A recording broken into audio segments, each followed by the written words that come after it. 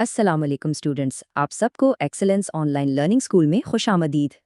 तो चलिए अपनी नोटबुक्स निकाल लीजिए और पूरी तवज्जो से सुनिएगा, क्योंकि आज हम एक बहुत ही अहम और फिक्री सबक का आगाज़ करने जा रहे हैं। और हाँ, एक ज़रूरी बात, अगर आपने इस किताब के पिछले असबाक नहीं देखे हैं तो हमारा चैनल विज़िट करके उन्हें ज़रूर देख लीजिए, ताकि ये सबक आपको पूरी तरह से समझ में आ सके। आज के इस सफ़र में हम सबसे पहले इस हम्द का तारुफ देखेंगे, फिर इस खूबसूरत कलाम की पढ़ाई करेंगे। उसके बाद हम इसकी गहराई में उतरकर इसकी तशरीह और तज्ज़िया करेंगे, उसके फ़लसफ़े और पैगाम को समझेंगे, और सबसे अहम इम्तिहानी नुक्ता नज़र से जो सवालात बनते हैं उन पर भी गौर करेंगे।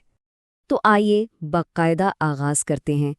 आज हम जमात नहम की उर्दू की किताब का पहला सबक यानी हम्द पढ़ने जा रहे हैं, और इसके शायर हैं जनाब मुज़फ़्फ़र वारिसी।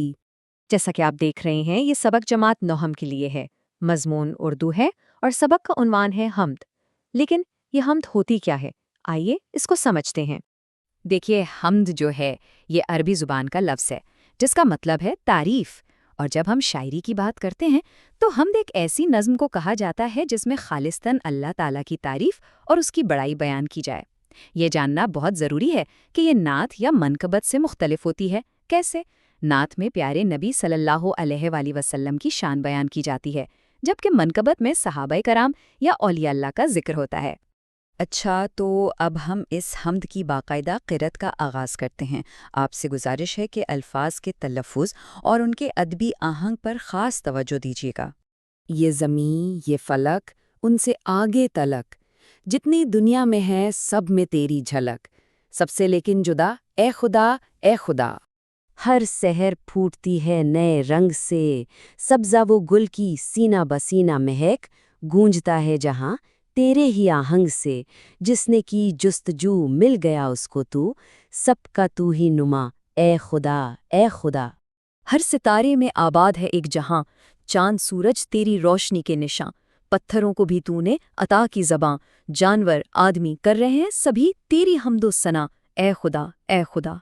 सौंप कर मनसबे आदमियत मुझे, तूने बख्शी है अपनी खिलाफत मुझे, शौक़े सजदा भी कर अब इनायत मुझे, खम रहे मेरा सर तेरी दहलीज पर, है यही इल्तजा ए खुदा, ए खुदा। तो ये थी इस हम्द की क़िरात। अब आइए इस खूबसूरत कलाम की गहराई में उतरते हैं और इसकी तशरीह और तज्ज़िये का आगाज़ करते हैं, ताकि इसके असल मफ़हूम तक पहुँच सकें। पहले दो बंदों पर अगर हम गौर करें तो शायर अल्लाह ताला की हमागिरियत यानी ओमनी प्रेजेंस का जिक्र कर रहे हैं। वो कह रहे हैं कि देखिए, ज़मीन से लेकर आसमान तक और उससे भी कहीं आगे कायनात की हर शय में अल्लाह की निशानी, उसकी झलक मौजूद है। लेकिन एक बहुत अहम नुक्ता भी है कि हर शय में होने के बावजूद अल्लाह की ज़ात अपनी मखलूक से बिल्कुल जुदा और मुनफरिद है। कायनात की हर आवाज़, हर सुबह का उभरता नया रंग, फूलों की महक, सब उसी के वजूद का पता दे रही हैं। और फिर वो कहते हैं कि जिसने भी सच्चे दिल से जुस्तजू की उसे अल्लाह मिल गया, क्योंकि वही तो सबका रहनुमा है। तो यहाँ एक लम्हे के लिए रुककर सोचने की ज़रूरत है। स्टूडेंट्स, ज़रा गौर कीजिए, आपके ख्याल में शायर फितरत की ये मिसालें क्यों दे रहे हैं? वो इनसे क्या साबित करना चाहते हैं? बिल्कुल, दरहकीकत वो इन मिसालों से अल्लाह ताला की वहदानियत, उसकी तौहीद और उसकी कुदरत कामला को साबित कर रहे हैं। वो ये बता रहे हैं कि कायनात का ज़र्रा ज़रा उसके होने की गवाही दे रहा है। फिर तीसरे और चौथे बंद में शायर का फोकस कायनात से हटकर इंसान की तरफ आ जाता है। वो कहते हैं कि चांद, सूरज, सितारे, ये सब अल्लाह के नूर ही की तो निशानियां हैं। यहाँ तक कि बेजान समझे जाने वाले पत्थर भी उसी की हम्दो सना में मसरूफ़ हैं। और फिर शायर इंसान को अता किए गए सबसे बड़े एजाज़ की बात करते हैं, यानी मनसब आदमियत और खिलाफत। ये कोई मामूली बात नहीं, ये अल्लाह की तरफ से इंसान पर आयद की गई एक बहुत बड़ी जिम्मेदारी है। और शायद इसी जिम्मेदारी के एहसास में शायर आखिर में दुआ करते हैं कि या अल्लाह, मुझे सजदे का शौक़ अता फरमा, ताकि मेरा सर हमेशा तेरी ही दहलीज पर झुका रहे। अच्छा, इस हम्द को बेहतर समझने के लिए कुछ मुश्किल अल्फाज के मानी जानना ज़रूरी है, जैसे फलक, इसका मतलब है आसमान। फिर एक लफ्ज़ आया आहंग, यानी आवाज़ या सुर। नुमा का मतलब है रास्ता दिखाने वाला, यानी राहबर। جستجو تو آپ جانتے ہی ہوں گے، یعنی تلاش اور کوشش۔ منصب آدمیت سے مراد ہے انسانیت کا وہ بلند مقام جو اللہ نے اسے عطا کیا ہے، اور خلافت کا مطلب ہے نیابت، یعنی اللہ کا نمائندہ ہونا اس زمین پر۔ تو ان تمام باتوں کے بعد سوال یہ اٹھتا ہے کہ اس پوری حمد کا مرکزی نقطہ کیا ہے؟ شاعر اس خوبصورت کلام کے ذریعے دراصل ہمیں کیا پیغام دینا چاہتے ہیں؟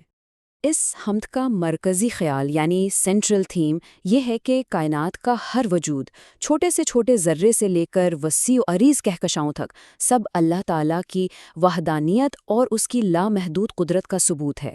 اور اس ساری تخلیق میں انسان کا سب سے بڑا اعزاز یہ ہے کہ اسے اللہ نے اپنا نائب، اپنا خلیفہ بنایا ہے، لہٰذا انسان کا فرض بنتا ہے کہ وہ ہمیشہ شکر گزاری اور اطاعت کی زندگی گزارے۔ اب آتے ہیں سب سے اہم حصے کی طرف، یعنی امتحانی نقطہ نظر۔ آئیے دیکھتے ہیں کہ بورڈ کے امتحانات میں اس حمد سے کس قسم کے سوالات بن سکتے ہیں۔ مثال کے طور پر آپ سے یہ سوال پوچھا جا سکتا ہے کہ شاعر نے اللہ تعالیٰ کی کن کن نشانیوں کا ذکر کیا ہے، یا ایک اور اہم سوال ہو سکتا ہے کہ انسان کو خلافت عطا کرنے کا کیا مطلب ہے، وضاحت کریں۔ اسی طرح آپ کو اس حمد کا مرکزی خیال اپنے الفاظ میں لکھنے کو بھی کہا جا سکتا ہے، اور یہ بھی پوچھا جا سکتا ہے کہ آخری بند میں شاعر اللہ سے کیا التجا کر رہا ہے۔ ان تمام سوالات کے جوابات آپ کو اسی تشریح میں مل جائیں گے جو ہم نے ابھی کی ہے۔ اب یہ سلائیڈ بہت اہم ہے، خاص طور پر تشریح کے سوال کے لیے۔ بورڈ کے امتحان میں پورے نمبر لینے کے لیے آپ کو جواب اسی ترتیب سے لکھنا ہوتا ہے۔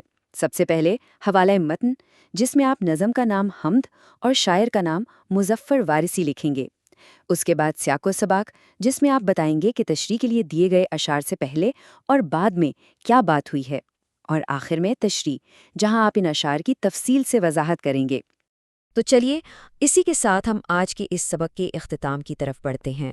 میری آپ سب سے گزارش ہے کہ اس سبق کے جو بھی اہم نکات ہیں انہیں اپنی تحریر میں ڈھالنے کی مشق ضرور کریں۔ یاد رکھیے گا، لکھنے کی مشق سے ہی امتحانی تیاری بہترین ہوتی ہے۔ اگر آج کی یہ نشست آپ کے لیے فائدہ مند ثابت ہوئی ہو تو اسے لائک کیجیے اور اپنے دوستوں کے ساتھ بھی شیئر کیجیے تاکہ علم کا یہ سلسلہ آگے بڑھتا رہے۔ اور ہاں، ہمارے اس پلیٹ فارم کو سبسکرائب کرنا نہ بھولیے گا تاکہ آپ کو آئندہ اسباق بھی وقت پر مل سکیں۔ اگلے سبق تک کے لیے اجازت دیجیے۔ خدا حافظ۔